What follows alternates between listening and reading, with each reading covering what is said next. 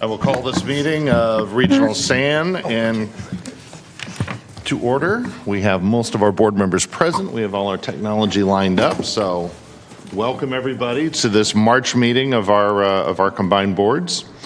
We are going to start with the Pledge of Allegiance, and I would ask Christoph if you could lead us in that. Ready? Pledge. I pledge allegiance to the flag of the United States of America and to the republic for which it stands, one nation, under God, indivisible, with liberty and justice for all. Very good. If the clerk could call the roll, please. Yes, good morning. Directors Aquino? Here. Karpinski Costa? Present. Thank you. And you are also here for SAC Sewer, so I'll just go on record for that, correct? Correct. Thank you. And then Directors Desmond? Here. Frost? Here. Hume? Here. Kaplan? Kennedy? Laloe? Maple? Here. Thank you. Orozco? Here. Robles? Present. Cerna? Here. Swin? Here. Valenzuela? Vang? Villegas? Here. And Sander. Here. And you have a quorum. All right, Madam Clerk, if you could read the statement and the public comment procedure into the record. Yes, thank you. This meeting of the Sacramento Regional County Sanitation District and Sacramento Area Sewer District is being broadcast live on Metro Cable 14, the local government affairs channel, on the Comcast, Consolidated Communications, and AT&T UVerse cable systems. This meeting is closed captioned and is live streamed at metro14live.saccounty.gov. Today's meeting will replay Sunday, March 12th at 9 a.m. on Channel 14. This meeting can also be viewed at youtube.com/MetroCable14.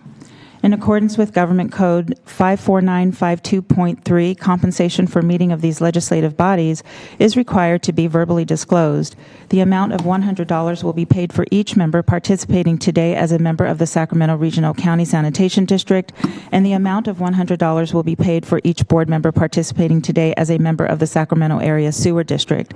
Compensation for Sacramento County supervisors and City of Sacramento council members is paid to the county and city respectively to partially offset the cost of those governments.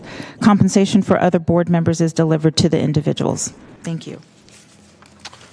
Very good. With that, welcome again. It's nice to have everybody back in one room, not scattered about by Zoom.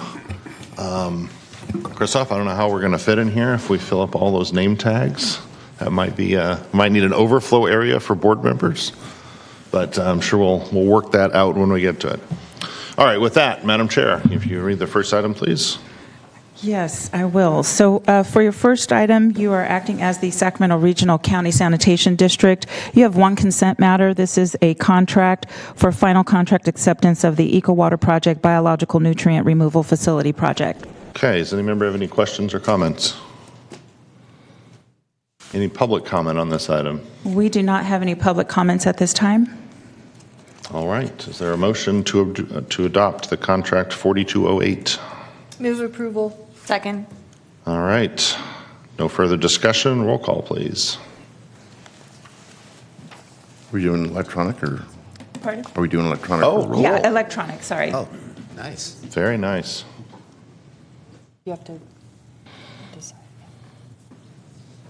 Is there an enter button? Unanimous vote with those members present. Excellent. Yes. All right. Now we have item number 2 on our agenda, which is general public comment, I have not received any No one speaker signed up slips for- and no one signed up. which takes us to item number 3.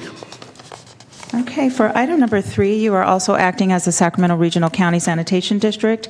This is a presentation regarding the Harvest Water Program quarterly report for October 1 through December 31, 2022.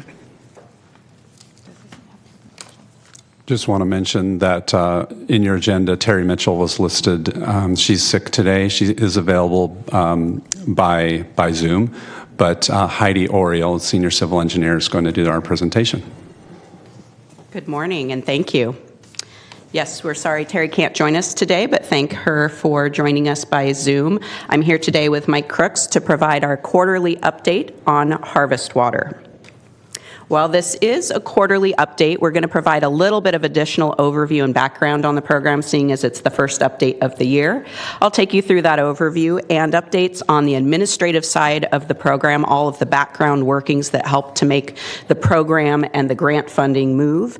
And then Mike Crooks will take you through our capital program updates, our schedule updates, and some of our program financials. So Harvest Water at its core is a recycled water irrigation program delivering up to 50,000 acre-feet per year to close to 16,000 acres of irrigation and habitat lands in southern Sacramento County.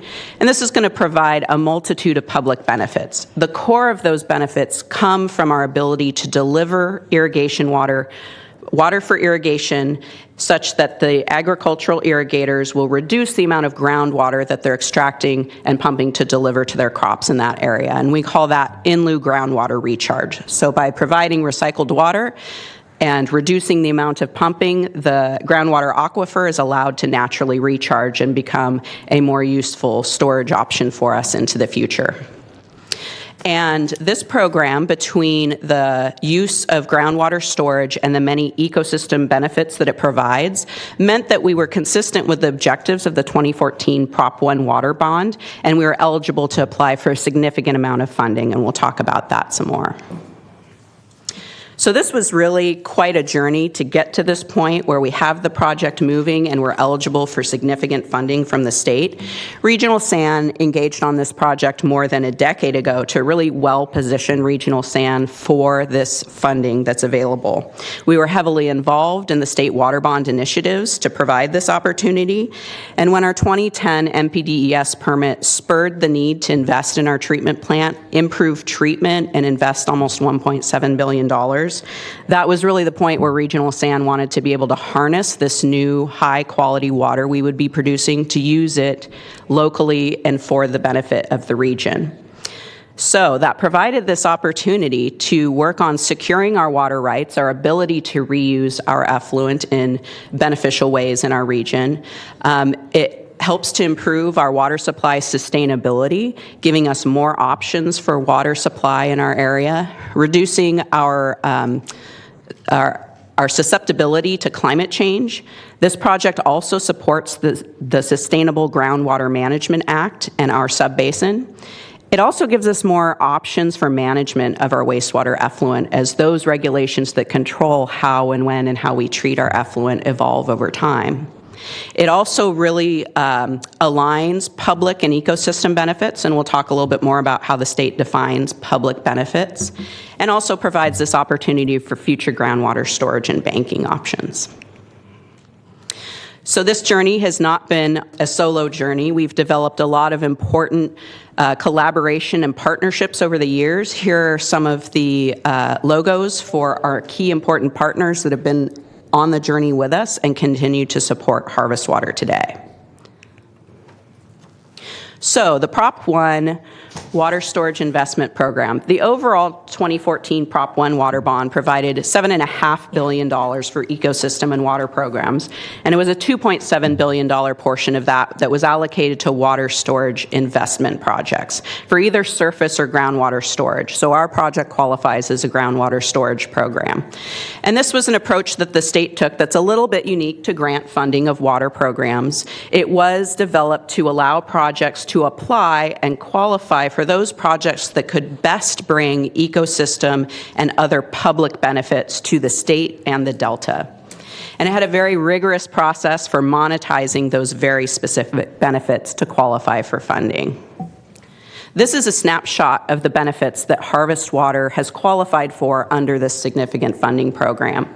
And the majority of these benefits are ecosystem benefits, along with the last one, which is a defined water quality benefit to the Sacramento River and Delta. So this program, between delivering recycled water and enhancing that project with additional work with local landowners on land management activities, will be providing an additional 3,500 acres of sandhill crane habitat, 353 acres of vernal complex habitat. We're also going to be increasing the stream flow volume in the Cosumnes River, which is going to support Fall Run Chinook. And then one of the most extensive benefits is improving the groundwater levels throughout the region such that groundwater-dependent ecosystems have a better chance at surviving and thriving in this area, especially into the future.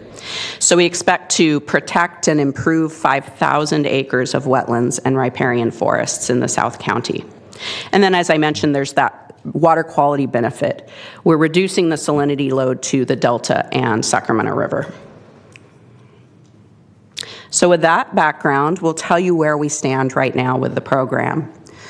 Our big effort this first quarter of 2023 has been to finish two very important contracts related to our grant funding. One of those is with the California Department of Fish and Wildlife, and the other is with the State Water Resources Control Board to specifically define those benefits that I just showed you on the previous slide.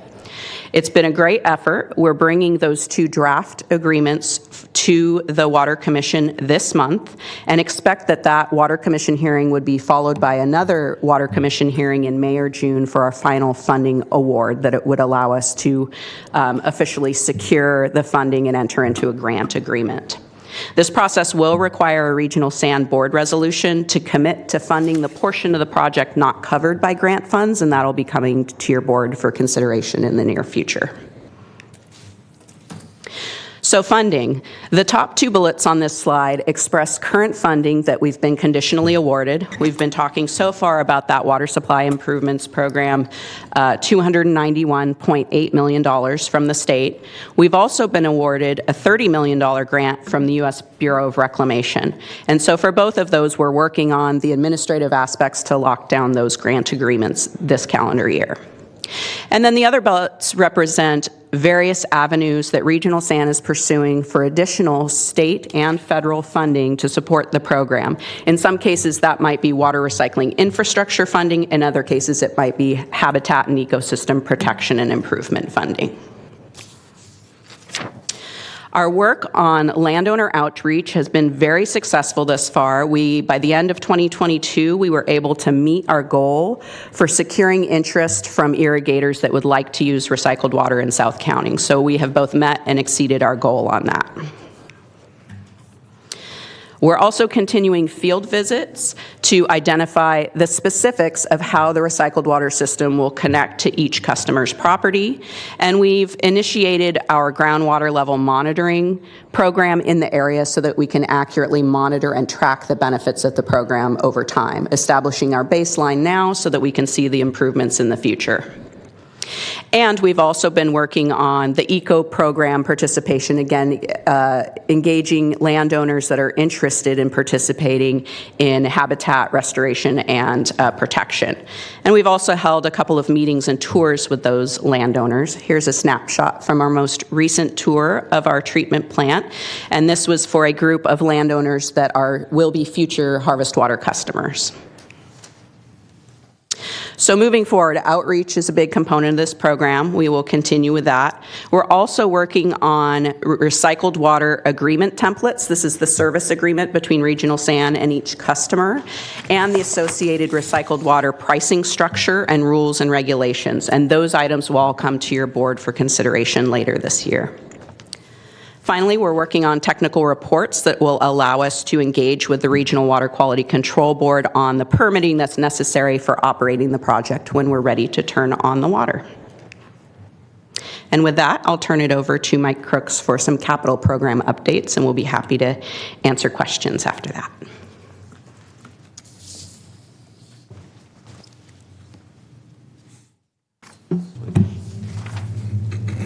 Who's doing that? Okay. Thank you. Good morning. My name is Mike Crooks. I'm Deputy Director of Operations for Regional SAN, also Program Manager over the Capital Program Management Offices for Harvest Water. And I'm just going to give you a brief overview of how we're doing with respect to delivery of the capital projects. I can figure out which button to push. This exhibit is just a snapshot of the projects that have been defined to construct the overall Harvest Water conveyance system. We've got 6 projects defined. The first one is the Harvest Water pumping station, which is located at the regional wastewater treatment facility just north side of Elk Grove. From the pump station, we've got the Elk Grove transmission pipeline that will take water through the city of Elk Grove down Franklin Boulevard to the unincorporated areas south of the city. From there, the Franklin-Eschinger Distributions Pipeline project picks up. And connecting to that project, we have the Central-South Distribution Pipelines and the West Distribution Pipelines towards the south end of the surface area.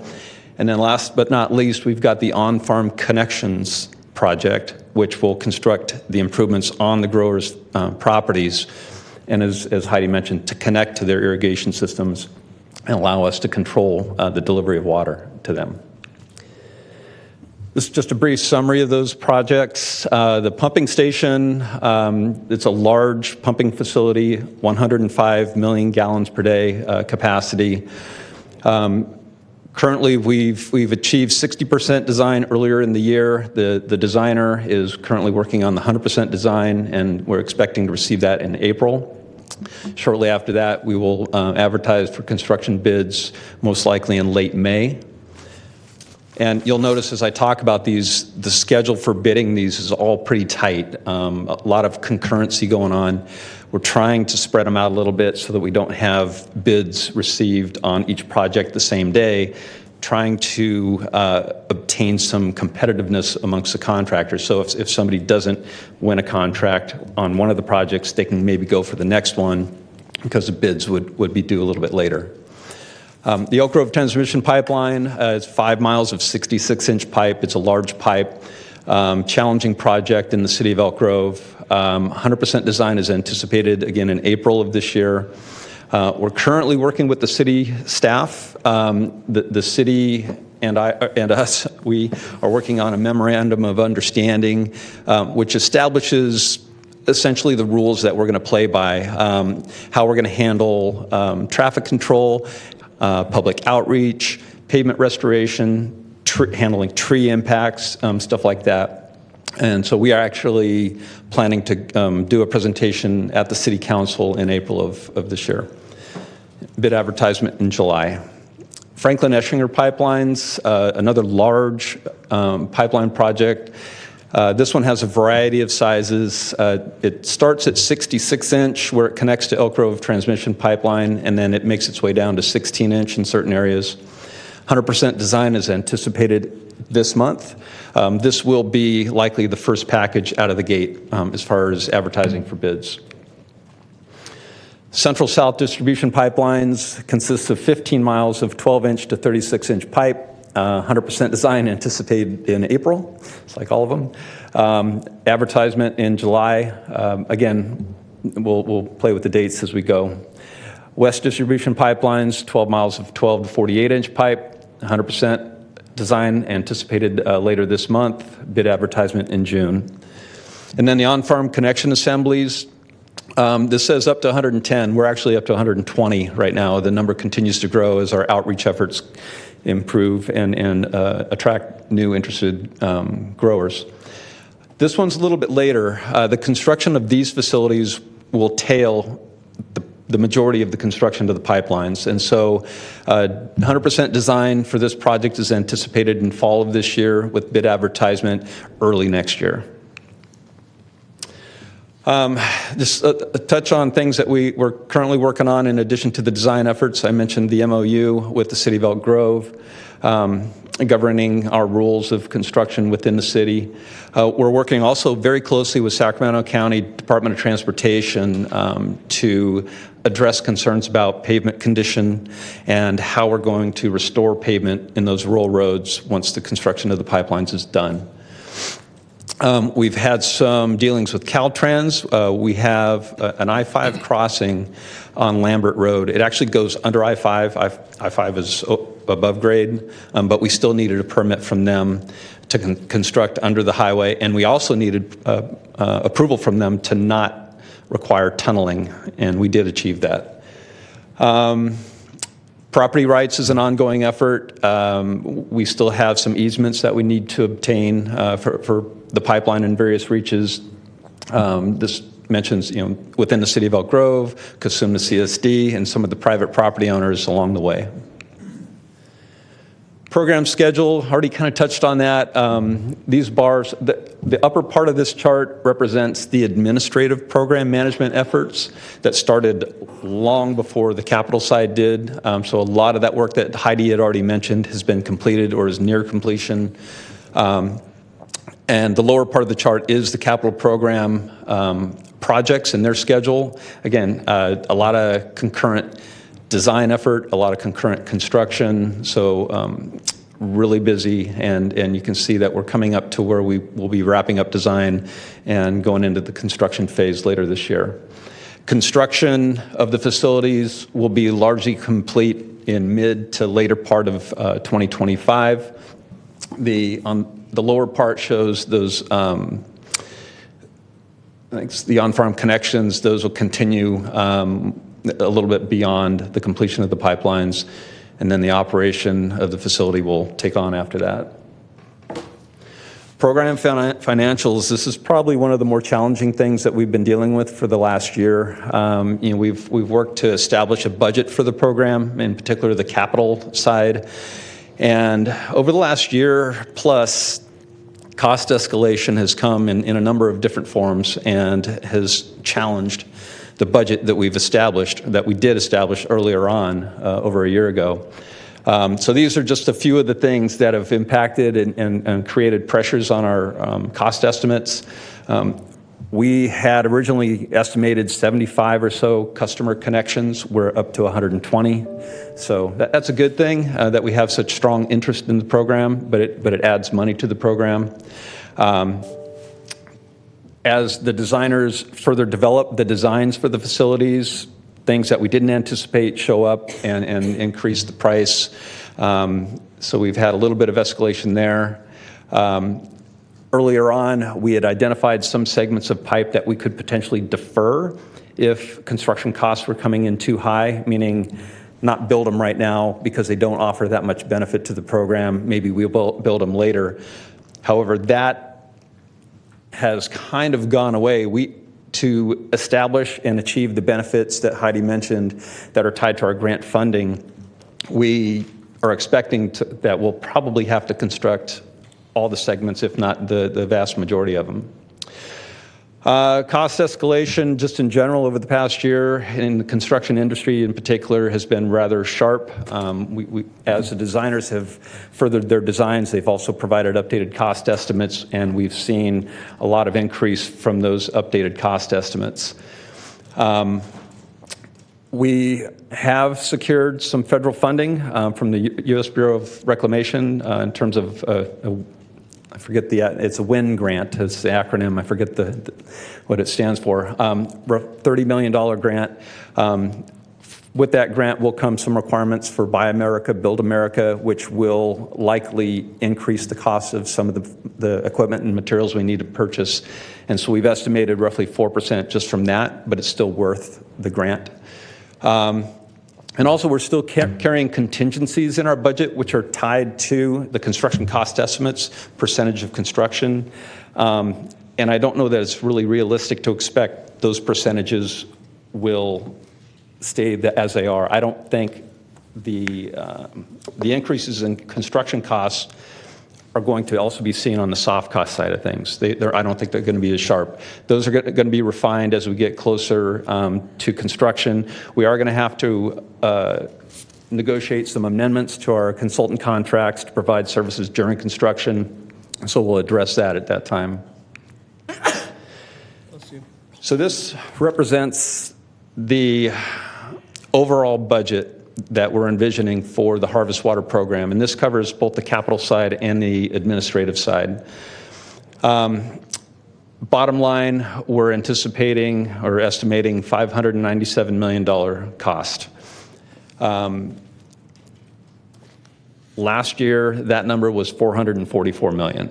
And so from that, you can see the escalation that we've experienced over the past year or so. The grant funding is on the right side of this exhibit. The WSIP grant, the Prop 1 grant of almost $300 million, and then the U.S. Bureau of Reclamation grant of $30 million brings us to a total of $321.8 million in grant funding. So we do have a gap of roughly $275 million that we need to cover. That's all I have for today, unless there are any questions. All right. Thank you. Oh, we might have some questions. The chair just couldn't figure out the right button quick enough. I turned your microphone on and off. I was struggling with my own. Director Desmond's maybe been helping him on the screen there.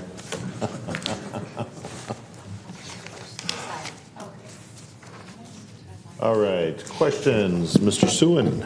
Thank you, Chair. And thank you, Mike and Heidi, for that informative presentation. For the Harvest Water Project, I just want to commend you all for the work and collaboration that's been going on. Clearly, a lot of players happening, but a lot of progress has been made, and I'm excited to see this under construction. Having said that, I just want to highlight and hopefully emphasize your ongoing conversations with the state. This project, as you stated, provides broad societal benefits, not just for species and habitat, but, you noted in there the reduction of salinity, which, would benefit the state water project. And I'm hopeful that our state partners can see that and will help us make up this shortfall. I think these cost escalations, are things that are circumstances that cause this. And but I think to have it borne, that cost difference borne solely by our ratepayers and future ratepayers, I don't think that's equitable for this region. And so I'd hope they would strongly consider helping us make up that gap. Thank you. Thank you. Director Hume. Thank you, Chair.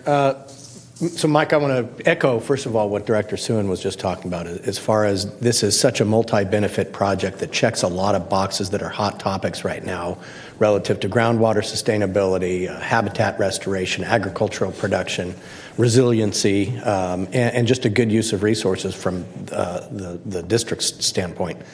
But I want to make sure I understand what you're just talking about there. First of all, it sounds like we're kind of in a rock and a hard place in that if we down or right-size the project to meet the funding, then that puts the funding in jeopardy because now we're not delivering the goals that the funders would like to see. Is that a correct assessment? That is correct, yes. And so then when we're looking at potentially phasing, if we were to do that, is there a way to prioritize larger parcel landowners that we could increase the water delivery to those parcels until we have the money available to bring some of the smaller parcels online, so that we're still getting similar benefits, maybe but with fewer connections, that there's a cost associated with those connections? The amount of water that they take really wouldn't change that much. Okay. What would likely change was the percentage of time that our water is available to them. Because right now, if we connect everybody that wants to sign up, we cannot serve everybody at the same time. And so there's going to have to be a scheduled delivery of the water, and we're developing a program by which they submit the request for water, and we commit to serving water when we can. But there are some people that we're going to have to say, we can't give you water at that time. You're going to have to go back to your well. If we have fewer connections, then that would mean the people who are connected they'd be able to receive our water more frequently. But their systems are what they are. Their irrigation needs, don't really change, and so their demands are set, so to speak. And then my last question, and then I have a comment, is with respect to the inflationary pressures and the construction cost increases, supply chain issues, do we consider those costs to be transitory in nature? In other words, the revised estimate is a snapshot in time and not necessarily the new normal? Is there a chance that it might come down in the future? I would say yes, and optimistically hope that it does. Okay. One of the things that we are looking at, we are tracking other construction projects within the region to see how bids are coming in. Some of the recent projects that we put out to bid, although much smaller, we've actually seen a lot more competition recently, and some lower bid prices come in and surprise us. We're hopeful. Don't like to see the housing market slide, but as development starts to slow down a bit, the contractors who are typically constructing those subdivisions, putting in those pipes, we're probably going to be looking for work elsewhere and hopefully be attracted to our projects and help bring the prices down a bit. Well, let's hope for that, and let's hope that we're not chasing our tail in the meantime of, trying to figure out more funding to meet the current cost demands, and then the costs come down. We didn't need the funding, and we've now created a hornet's nest of issues for no good reason. And then the last thing I would say is a comment I was mentioning to my colleagues adjacent to me here relative to the groundwater contour change that is projected to happen with this project. I don't think we can show that image enough, and so every time you do a presentation, I would include that slide because it is not insignificant what this does as far as bringing those tables back up. Right. I think I recall the one you're talking about. I think it shows that we expect to achieve up to 35 feet of groundwater elevation increase within the first 10 years. So yeah, we'll definitely show that. Thank you. Wow, Thank you, Chair. That's impressive. Yeah. Director Kropinski-Costa. Thank you, Chair. Actually, one of my questions is answered, but I have another one. So we have the little list of your potential sources of additional funding. If you added all that up, what you think it is, does it come close to the deficit of the gap? I don't recall the numbers, but I don't believe so. How far apart would the gap be if you got everything you still would like to get? I'm going to turn to Heidi for this one. I agree with Mike's answer that it probably would not cover the entire gap, even if we were successful at many of those programs. Many of them don't have defined numbers on how much you can apply or receive. So we don't have a specific list of this particular grant source would be $8 million or that one. Many of them, we have a sense of, this portion of the project, we see a range of maybe we could qualify for $2 to $4 million for ecosystem benefits in this area. But there isn't a prescribed list of how much total we believe we could achieve. And is there a possibility more grant possibilities will show up besides what you had listed? There is, yes, and we'll keep a close eye on both state and federal budgets and so there's opportunities. Always hope. There's hope. Yes. Thank you. This is a great project. Are we the first agency in the state to do this, to help our farmers? No, I believe this is done in particular in Southern California. They've been doing this for quite a while. However, I believe I can confidently say that when this is constructed, we will have the largest facility of this type in the nation. So it'll be the largest recycled water program serving agricultural uses. Well, let's hope it gets there. Thank you. Yeah, I think we are a little unique in that regard, in the size and of course where we're located. And Christoph, I think I mentioned this to you before, but even special legislation may be a consideration. Trying to seek direct funding from the legislature. We've lost some senior members of our Sacramento area delegation, unfortunately, and so we have new people there who may not have quite the pull, but that might be a consideration. We've had some success with that at SACOG. All right, any other questions on this? Mr. Chair, it's not a question, just a comment if I could, just to remind staff, and I think we all probably can agree, this is a big deal, and if it does come to fruition, it really does require us to make sure that the public is aware that we're doing this. I mean, being good stewards of our precious resources is important, but the public generally doesn't hear about this district unless there's a rate increase. I mean, that's usually the first time they will hear oftentimes about what we're doing and what we're expecting, but this is a big deal, and especially the issues of water, when we can share good news, it ought to be shared with the rest of the public. So I put that on the radar. I know you guys know that, but I want to continue to sort of underscore the importance of that. Thank you, Mr. Chair. Do we have any public comment on this item? We do not. Let me just check one thing. No, we do not have any public comments. Okay, this is a receive and file. Do we have a vote necessary? No. Okay. Thank you. That's going to take us to item number 4. For item number 4, you're acting as Sacramento Regional County Sanitation District and the Sacramento Area Sewer District. This is the financial pressures affecting the Sacramento Regional County Sanitation District and the Sacramento Area Sewer District, and there is a presentation on this.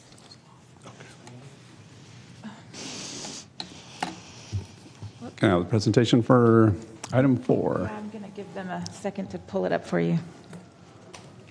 In a way, we're continuing where we just left off. What's that? Yeah, it's a nice segue to this one. All right. So good morning, Chair and board members. I'm Christoph Dobson, District Engineer. And today's presentation is really some advance notice on the potential for a future rate increase. We don't know exactly the magnitude or the phasing and timing of that, but we do know that there's a lot of increased costs that are hitting us, and you just heard about one. And so I'm just going to go through those, give you that information, and then a little bit on the schedule of when you'll be able to weigh in more and when those costs will become more clear as to how they will affect our rates.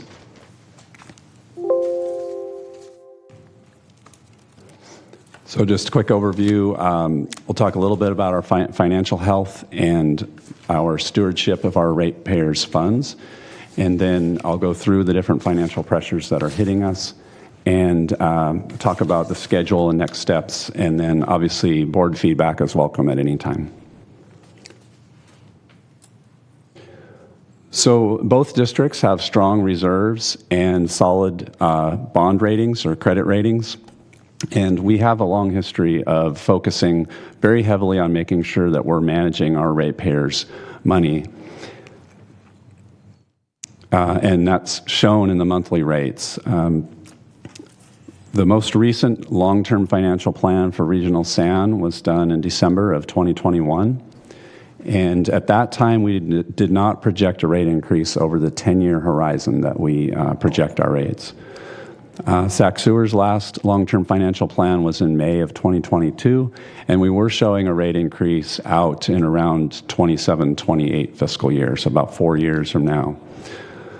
Just to give you a sense of where we are today, Sac Sewer's monthly rates are at $19.85 a month, and we haven't had a rate increase since 2010. And during that time, the cost of living has gone up 74%. It's actually probably more than that because that was based on 2022. And we're now into 2023, and we're thinking about a rate increase that might happen in 2024. So there's a big gap there. For Regional San, the monthly rate is $37. And we haven't had a rate increase there since 2018, despite building the Echo Water project. So, and during that time, we've had a 41% increase in the cost of living.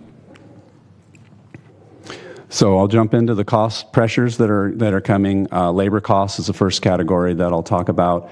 All of our staff across the board will be receiving cost of living adjustment of 4%. That's in our labor agreements. We also have a number of positions that are due for equity increases. So these would be additional increases in smaller amounts in the range up to 2.5%.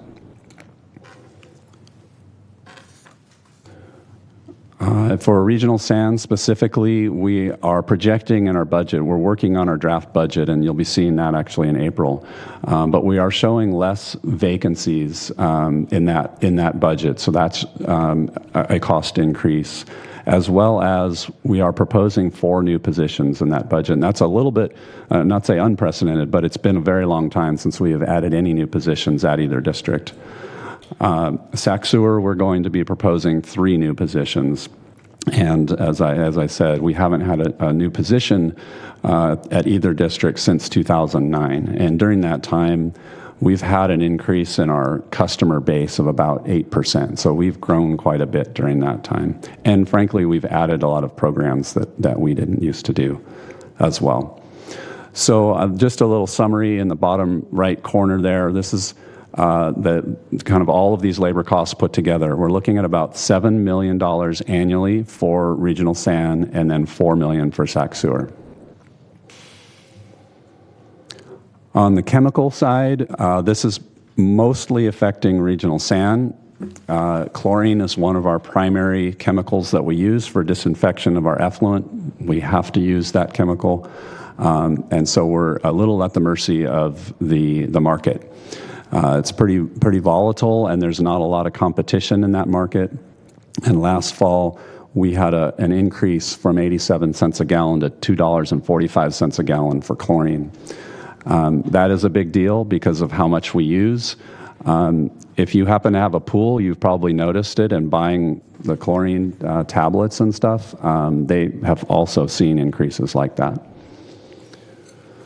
We've also had what in a normal year would be significant increases in our other chemicals, but they're not as dramatic as the change in chlorine, probably in the order of in the 50% range, so still very large increases. Total cost for all that category, the chemicals, is about $12 million for regional SAN on an annual basis, and then Sac Sewer much smaller at just about $100,000.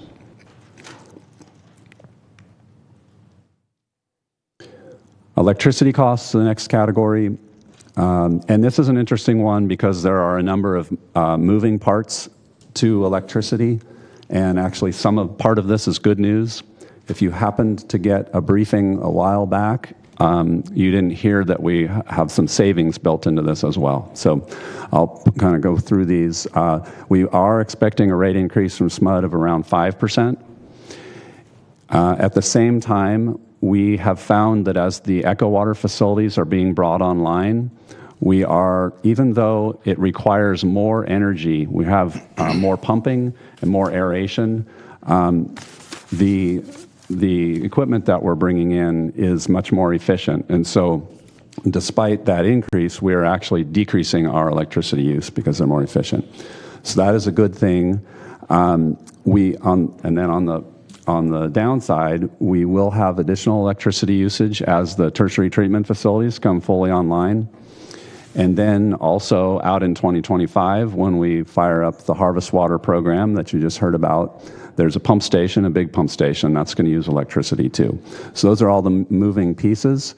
For this year, our electricity budget, at least our draft numbers, are looking at a decrease of $2.5 million for regional SAN, and then a small increase of $200,000 for Sac Sewer.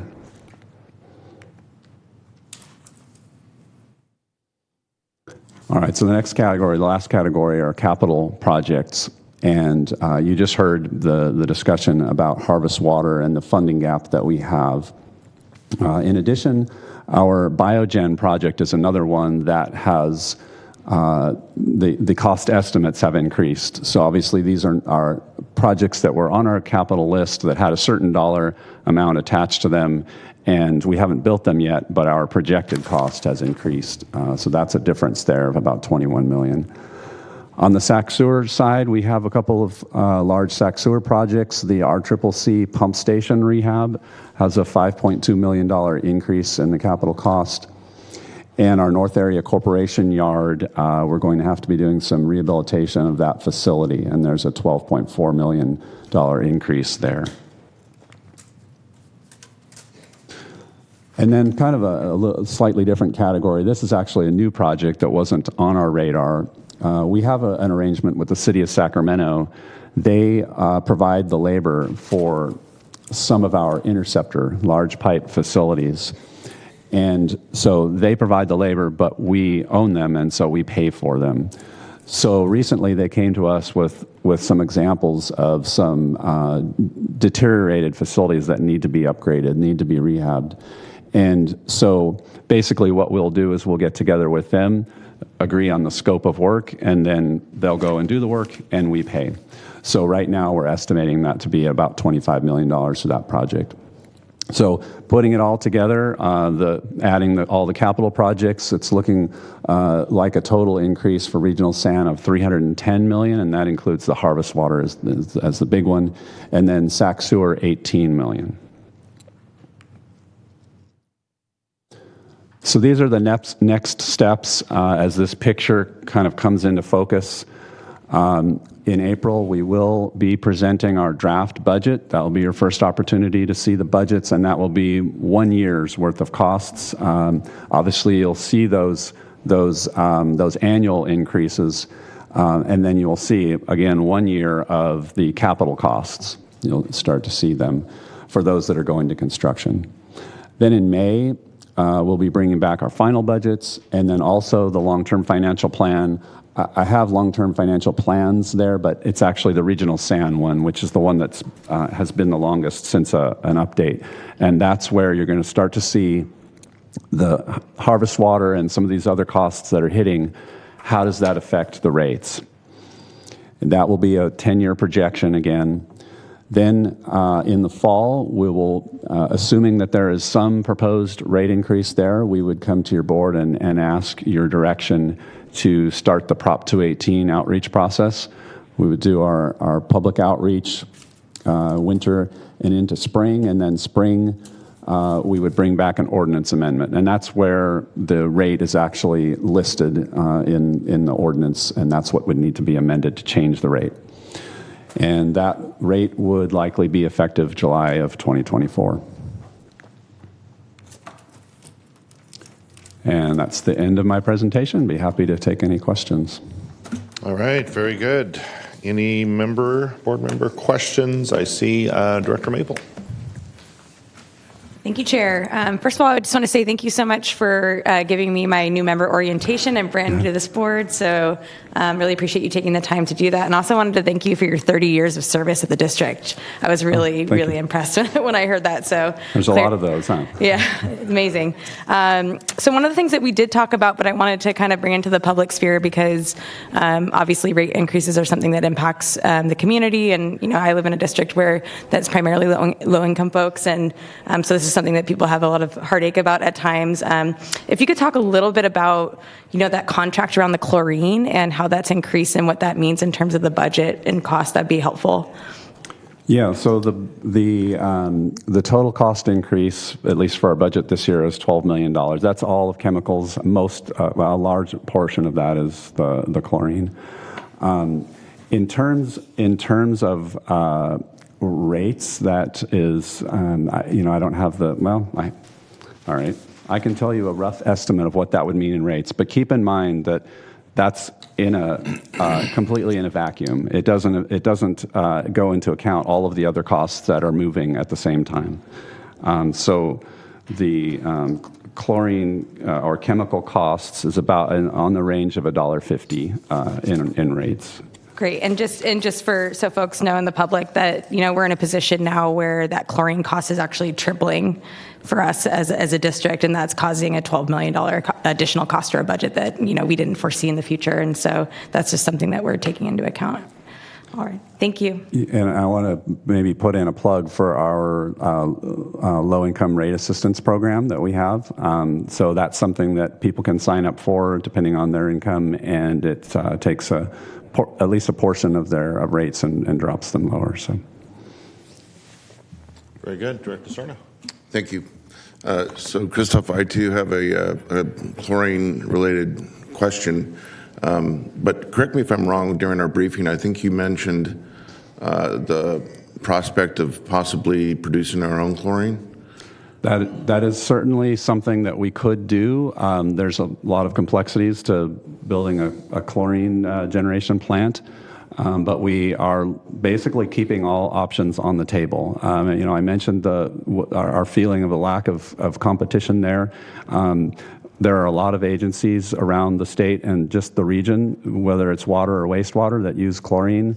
There could be opportunities to partner with other water and wastewater utilities and do something jointly, perhaps something at the plant, but it's something that we're just getting started trying to figure out what would that look like. And that's really the crux of my question is, what's the timing of whether it's a feasibility study that you're going to engage to look at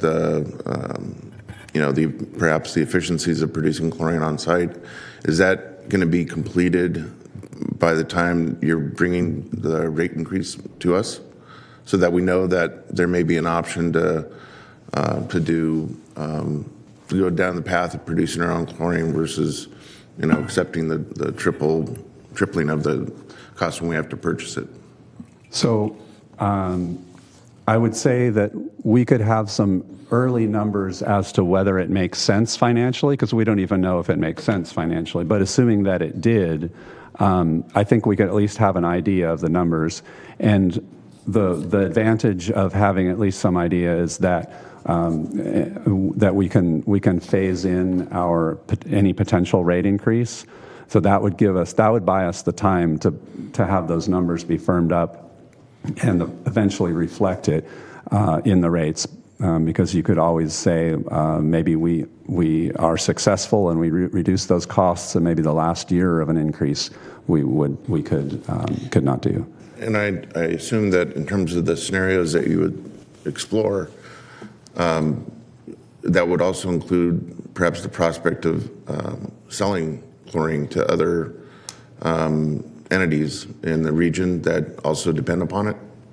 Yeah, I mean, we haven't put a lot of thought into that, just starting to talk with the city of Sacramento, but I could see that there could be an opportunity for a partnership, and maybe we share in the capital costs. There's a lot of ways that you could model that. Or one could be that one entity ran it and just sold the chlorine. That could be another model. Well, I certainly am interested, and there may be others that are likewise interested, but I like to see that before we actually are presented with, a rate increase, because I think, the public deserves, I think, to have us look under every seat cushion, so to speak, when it comes to keeping costs down. And if that is even remotely looking like something that might assist us in doing that, I think we should lean into it and have a firm understanding of the possibility of producing our own chemicals. Okay, we can certainly bring something back prior to that late fall time period when we would start to talk about a Prop 218 notice. Good, thank you. Yeah, Christoph, and you and I talked about it a matter of weeks ago, I think, about the potential of producing our own chlorine. I think jumping on your question here, Director, I think the partnership might be a little complex, trying to figure out how many partners are, because potentially there are a lot of public sector and even private sector partners who'd be interested in that, given a tripling of the cost of this necessary element, basically, for our use. So I think there's a lot of potential there, but it will take a lot of coordination and probably a lead agency or someone who's going to play the most in that field. Do you think we're the largest consumer in sort of our region? Or does some water district perhaps I'm looking around, consume but probably more than we do? Yeah, probably. Probably. Yeah. Okay. Let's see. Director Desmond. Thank you, Mr. Chair.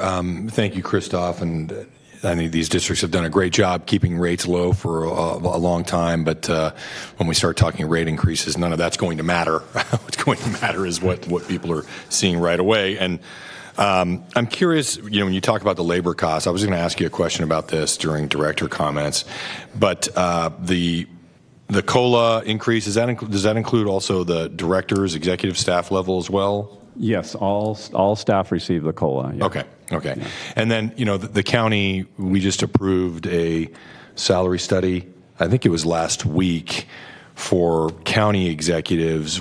Does that include regional SAN and Sac Sewer executives as well? No, we were not included in that. Okay. We've had this discussion quite a bit, certainly in the context of the impending decoupling from the county and ensuring that regional SAN or Sac Sewer is competitive in the marketplace, certainly with its executive leadership. And I think if we're talking about the increased labor costs, we should make sure we are evaluating everything. And I would ask that maybe we see if the regional SAN, Sac Sewer executives can be included in the county's salary study, at least explore the prospect of doing that, or us doing our own, because I think it's important to have that information where we stand in relation to other districts throughout the state. We can certainly look into that. I think the county's plan is to consider a next layer down, probably out in, it was unclear, but it sounded like it was a long time out, like a year plus out. So, doing our own study would make more sense to me. SCRS recently did the same thing, and that item was actually on the same agenda. Okay. All right, Director Hume. Thank you, Chair. First of all, I appreciate the comments of my fellow directors. Sort of as I alluded to in the last item, the trouble with inflation is the more you chase it, the more you contribute to it. And so austerity has to play a part, at some point. And I agree with always checking the couch cushions before you go to the ATM. That's smart fiscal policy. But I just wanted to say for the folks that are new to this board, and this was alluded to by Director Desmond's comments, is we have kept rates low.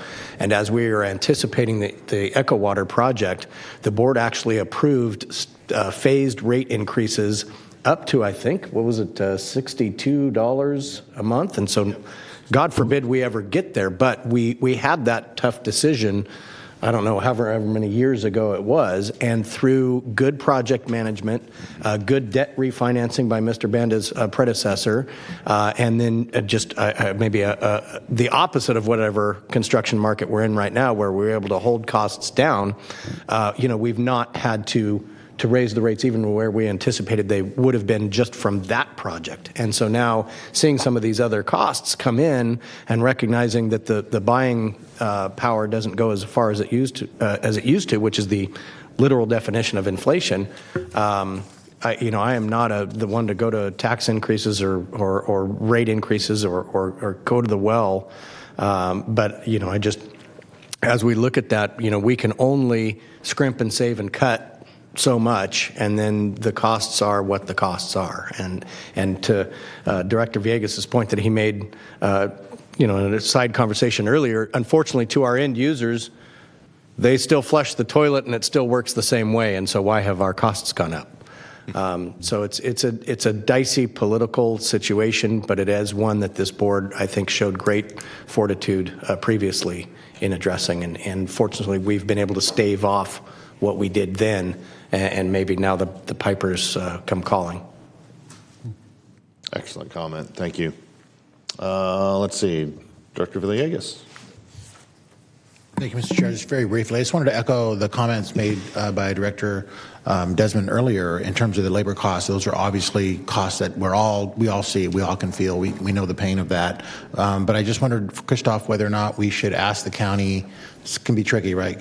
We can ask the county or ask staff at least to present ways in which we can make sure that our executive level staff are included as part of whatever changes are occurring, in part because this, lack of a better description, decoupling that we've gone through, and we've been talking about this for many years, was in part driven by the ability for this district independently as an enterprise to be able to manage our own future in terms of recruitment and retention of high-level staff, which we have a unique requirement for to manage our operations. It's unlike most other enterprises, right? We don't. This isn't the run-of-the-mill operation, and so we have to maintain. I think the essence of what we said was part of the driving of this decoupling, and that is managing our own destiny with our staff. And so I don't want to lose sight of that. I don't want to speak out of turn, but I don't want to lose sight of that. So I'm looking for some sense of what you think we ought to be doing to ensure that there's fairness and equity placed in that space as we get closer and closer to this final decoupling. Well, I think that the primary issue is the ability to attract outside candidates at the executive level. That has been a historical problem. And with the recent county board item that you're talking about, that disparity has just grown. So in my estimation, the way to do that would be to do our own study. And we could find out which the appropriate firms are to do that. It's a pretty low cost thing to do, and then bring that information back to your board and let your board mull that over and decide what to do with it. But we could get the information, certainly. And it's a small contract, so it's not something that would even need to come to the board to get a consultant on board. And Director Suen. Thank you, Chair. I share the concerns of all my colleagues on here about these rate increases, and I appreciate all the work again that's been done as someone new to this board, the work that's been done thus far to try to keep costs in check. but also trying to address the needs of maintaining talent and supply chain issues with our chlorine supplies and so forth. So I say this, my previous comment in the last item was with this in mind, and that is I can't help but stare at, of the capital increases, $310 million, $275 million of that is borne solely by the Harvest Water Project. That financial gap would be solely borne by our ratepayers, and Director Maple in your district and what you had alluded to earlier. And to me, that's inequitable when we have a project that provides broad societal values to people throughout the state. And we have an opportunity, because the timing of this, if I saw your slide right, you'll be going to the Water Commission in the May-June timeframe, similar to you finalizing the cost estimates for this rate increase. And so it's the final funding decision being made around the same time frame. I just emphasize again that we have an opportunity here to seek some help from our partners that could lower the debt financing, what we would have to cover on this capital increase. So, thank you. Any other comments from directors? First, I want to thank you, Christoph, for the phone call and the briefing on this. It was surprising because this has always been the only board I think I serve on that didn't have these conversations around financial challenges ever. And so I appreciated the heads up that this was coming. And the question I have relates to I know we have an account that provides a special assistance or a discounted rate for low income or people who are struggling. And I'm curious to know if you find that that's maxing out or being used more than normal. And in the event of a raise in our rates, would we expand that account or set aside with the anticipation of more people possibly needing it? And the reason I'm asking is because I get phone calls from people that are having everything is going up, and it's beginning to squeeze them right out of their budget, they're worried that they're not going to make it. So I just was curious to know how that's looking these days over the past couple years as cost of things have gone up. Do we have more people taking advantage of that, or is it generally not really a problem because our rates are so low? So let me start with the Sewer Lifeline rate assistance program.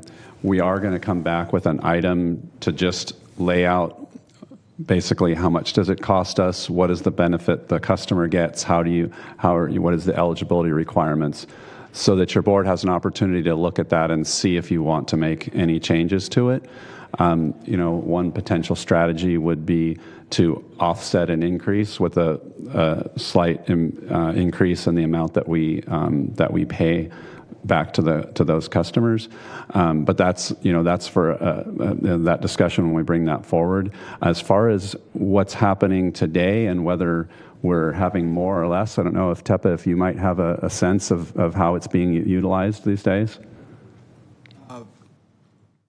The recent few years has been steady, so it could be because our rates haven't changed, or it could be just maybe the publicity of the program. But generally, it's been steady, and we haven't exceeded our allotment for that program. And keep in mind that that's all non-rate, non-fee revenue. So it's the foundation of our Confluence program, and then we have the environmental stewardship and some of the other items on top of that, assuming that we don't spend all the money with the Sewer Lifeline program, and that has not been the case. It hasn't been the case yet. We've had money in there still. It's pretty low. The rates are pretty low. Thanks, Christoph. Welcome. Any other questions or comments from board members? All right, very good. Great discussion. Do we have any public comment on this item? We do not have any comments. All right, no need for a vote on that. That leads us on to item number 5, miscellaneous. And so for this item, the board is still acting as the regional sanitation district in the Sacramento Area Sewer District. And this is the miscellaneous director and district engineer matters update. Any updates, Christoph? Here I am. Yes, I do have a few. Guess where I will pop up next. Let's see. For those of you who are new to parking downtown, we are working on getting parking passes to park in the garage across the street on the lower level.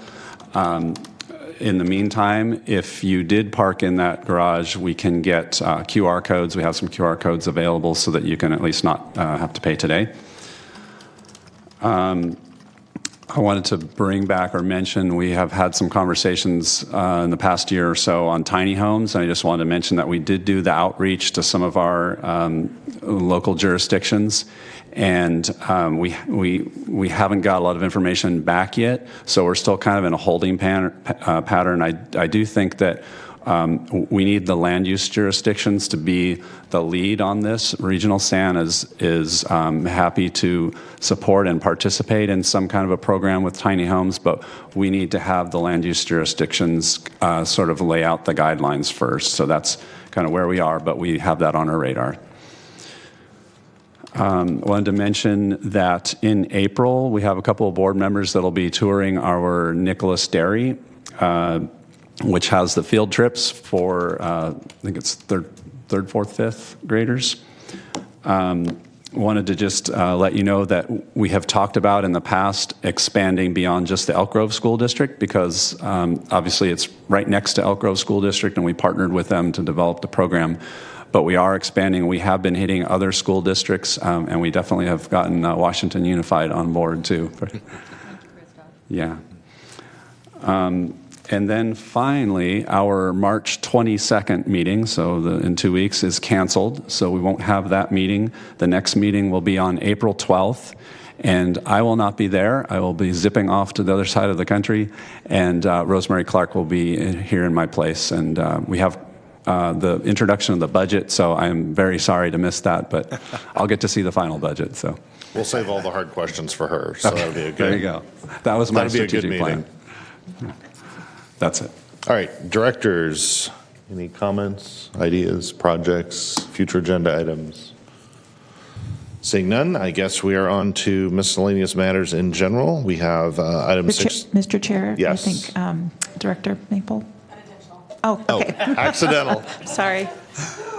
All right, that just leaves us items 6 through 9, which are receive and file. Correct. If there's no other business before the boards, we are adjourned.